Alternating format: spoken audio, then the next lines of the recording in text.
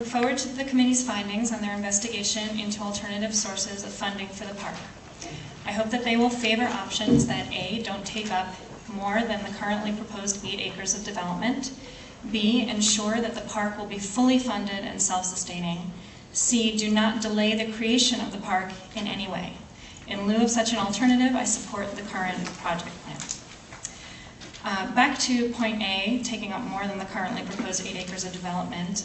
A Chelsea Piers type model would be a very large footprint if it was to be to the scale that it would need to be to generate enough funding. It also would employ a pay-to-play model, which is not what I consider a public use of land and leaves out a large portion of the population.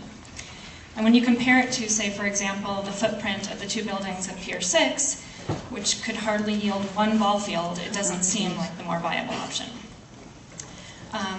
Point B, ensure that the park will be fully funded and self-sustaining. This is something that is very, very important to me, having grown up in New York City during a time when I could not step foot in, under penalty of death from my parents, into Union Square Park, Tompkins Square Park, Washington Square Park, Central Park most times of the day, Prospect Park, Bryant Park. I mean, you couldn't go in them.